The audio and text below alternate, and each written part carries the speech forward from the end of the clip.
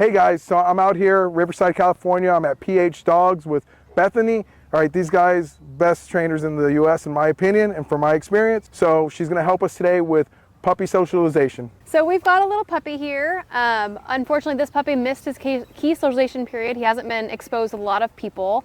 A lot of times the vets will ask you to not take your puppy out and socialize them until they're done with their vaccines. And that's about this age. And this puppy missed that period. So now we're playing catch up. So I'm going to go over some things that you can do and what to look out for if you miss that key socialization period and maybe your puppy's a little bit shy, how you can help your puppy get over it. So that way it's just a fear period and doesn't turn into a fearful dog for the whole life. You can see it, we have our person coming up. His mouth was closed for a second, his ears are up. So look, this is our normal. So the puppy has his mouth open, ears are up, he's laying down. So now we're gonna have somebody approach. So go ahead and watch the puppy. So watch for change of behavior. So see mouth closed. If you saw his head turned away, you can see now he's sniffing. He kind of put his paws back like he's ready to get up. Go ahead and approach again. See mouth. So if the puppy wants to say hi, you just did the opposite of what you should do, you held him back. He accidentally stopped the puppy from being curious. If the puppy wants to be curious, we want to encourage that. So if your puppy wants to go forward, come on bud, let's go say hi. Okay. And you can help the puppy go up. If you hold him back with a leash, you're telling him don't go be curious, don't go see people. Okay. And when we have a shy puppy, we don't want to do that. We want to encourage them to be friendly. If this puppy wants to jump all over people, that is a fantastic problem with this puppy. If you have a puppy that does not have any shyness or timidness with people, then that's where we can put a little bit more obedience. But when we have a shy puppy, we want to encourage being more pushy, being more forward, being more open. So go ahead and approach again. He's eating grass. So if you look at the puppy, look at the person, right? So she's obviously a lot taller, he's very low. So if she were to reach down and pet the puppy from that approach, it could be very scary for the puppy. So a way that Sergio could handle it is if the person comes over to say hi, come on, let's go say hi. And you would get the puppy up and approach the person. Come on. Come here, Papa. Come here. Hey.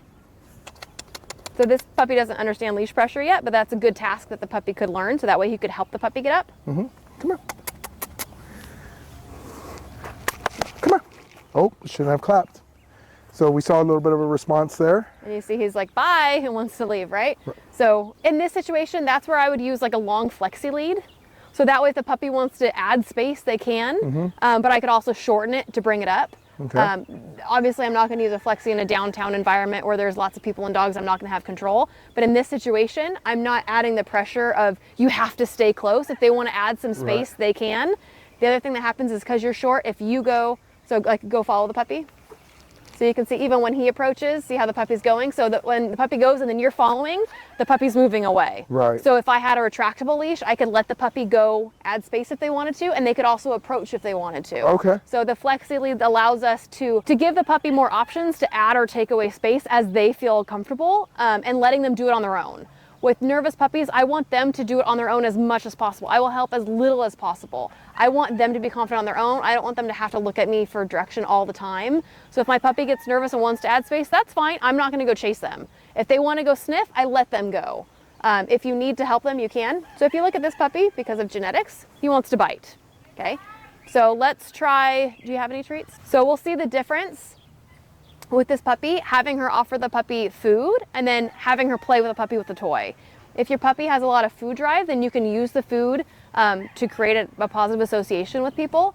If the puppy likes to play, that's even better because dogs will take treats if they're nervous, they won't play. So by playing, it's a good gauge to see how comfortable the puppy is and kind of check thresholds. And so would you recommend that they start with the food and then go to the play or just try and go directly into the play? Depends on the dog. Okay. So if the dog likes treats more, some puppies don't have high drive, then you're just gonna be stuck with the food. Okay. If you have a dog that isn't really a foodie but loves to bite, so like this puppy is showing us, I wanna play. So let's use what the puppy is giving us and we'll play. So just to start, we're gonna show with food. Yep, go ahead. Go. So you can see the puppy, again, shifts the weight away. Because he's sniffing to kind of see if he wants to. You can see he's in conflict between wanting the food and wanting away. So in this situation, I would have the handler go ahead and see if he'll take treats from you. So if the puppy won't take treats from the owner, of course they're not going to take treats from a stranger. Hey. So that's a good gauge. If you take your puppy out and they're not taking treats just from being in a certain environment, they're not ready to meet people. We're going to work on one thing at a time. You can just approach and see if he'll eat it. Good boy. Good boy. Nice, Papa. Nice. Good boy. So when you're greeting shy puppies, you just reach over the head. You're going to pet under the chin. Okay. Good boy. So we want to encourage their head to go up, not their head to go down. Okay, good There you boy. go. Papa. So watch the difference between like the scratching underneath and now pet him on top of his head. Okay. So see how his head lowered? Mm-hmm. So I can put my hand underneath his chin and really encourage him to lift his head up, which is going to, again, encourage confidence versus Mm-hmm. putting it over his head, which is going to encourage him to be more submissive. Right. And also, if you look the way that you're kind of leaning over him, I would be sitting on my butt. There you go. Good boy. Good boy, Papa. Good boy. Oh, there we go. That's it right there. And That's then you great. can give him treats while he has his head up. Okay. So I can reward him with that head up with food. So if his head is low, I'm not going to feed him. But if he lifts his head up, that's what I'm going to pay you. Okay, great. And so when he lifts his head up, the behaviors that I'm looking for are what? Like, what are some key behaviors that I'd want to see? So like, see how his ears are back? So that's being submissive. Right. When his head is low, it's being submissive. Like you can see his tail was down and flat and it Good wasn't boy. wagging. So I want to encourage with a Good softer puppy that doesn't boy. have a lot of confidence. I want to encourage a confident posture. Right, good. So I want to try to get those ears up. I want that head up. Good I want that boy. tail up. I want more forward. I Good want pushy. boy. I want a puppy like this that if I have food, I want him jumping up and trying to Good rob the bank. I want boy, him good. kind of sticking his head in trying to steal my food. Right. I want to encourage a pushier puppy. Nice. If I have the puppy that is, already very pushy and forward, then that's where, again, I'm going to put more obedience and put more control on him. But with the shy puppy, we want them to think that they are a big, tough dog. Right. Once I have a big, tough dog, now that puppy, or at least they think that they're tough, now I can put more control on them. When you have a puppy like this, you are not ready for obedience at all. Okay. Because you don't have enough puppy to train. So if Right. the puppy is scared of the environment, is scared of people, is scared of this, that, and the other, fear is always going to override obedience.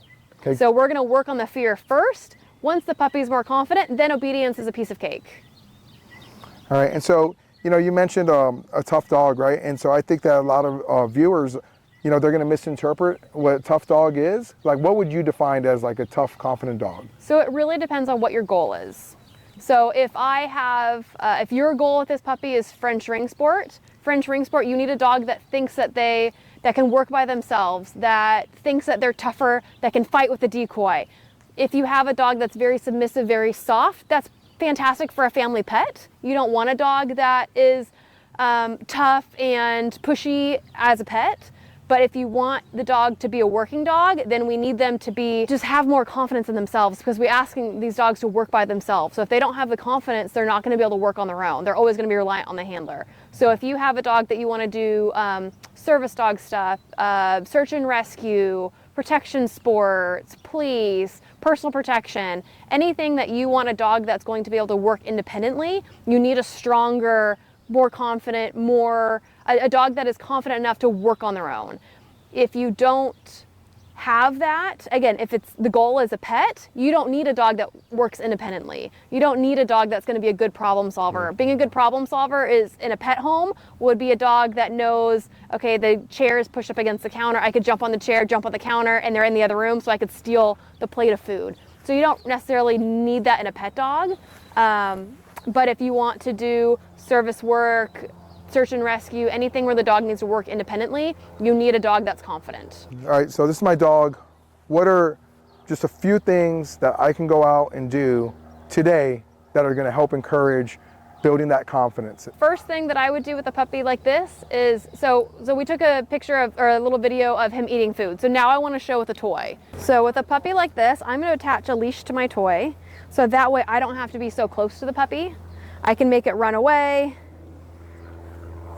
I can build some drive. So ideally he would be on a harness for this because I don't want him choking himself with a slip lead. Right. So go ahead and just loop your collar through the leash. So at least he's on a flat collar.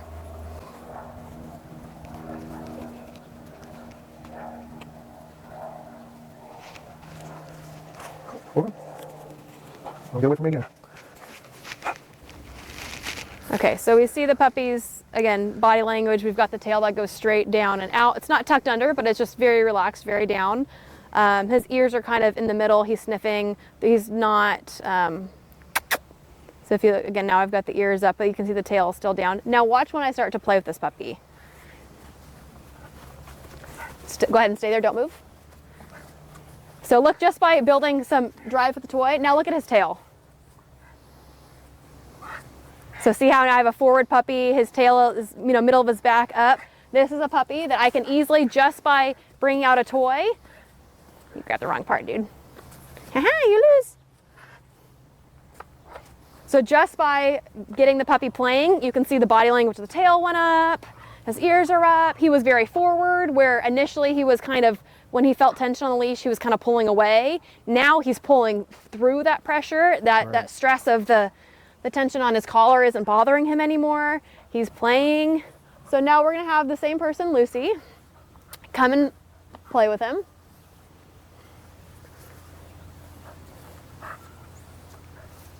And then what we can do is kind of, so we're gonna put some stress on and then we're gonna take it away. So let me see real quick.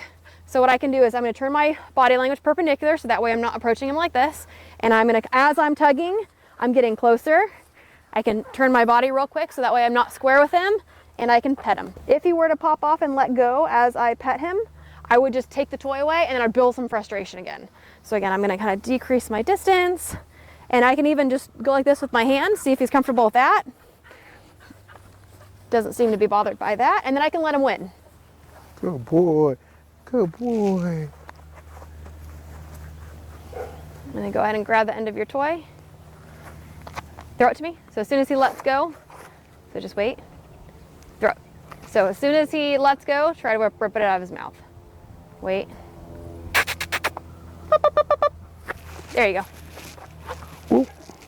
Good. There we go. So again, look at our puppy's body language now. See the difference? So now tail is straight up, his ears are up. Now he's happy. So again, you see the difference between using food. With the food, he wasn't really into it. Right. And you can see he's like, I like this game. So again, now instead of just putting my hand over, now I can pet him. Good. So when I pet him, then I can let him win a little bit. So I'm putting a little bit of pressure and then I'm taking it away. So I'm gonna put a little bit of pressure, take it away. Good boy. A little bit of pressure. Woo! He dropped it. So then I back up, I can frustrate him. So if you drop the toy, you lose it. And you can see he gets frustrated. He doesn't like that. He wants the toy. So I can tease him a little bit more. Whenever I'm ready, I can give him the bite. Good. A little bit of pressure, take it away. Turn my body, a little bit of pressure, take it away. Good. Good boy. And then it's the handler's job to not let the puppy chew it. So pull him back or kick it away. Good. So now again, if you look at the puppy, ears are forward, tail is up, he's pulling. Now he looks like a normal puppy. So when you see the difference between how he responds to the food and how he is with a toy, this is a dog that I would be taking to different places and I'd be playing with him everywhere.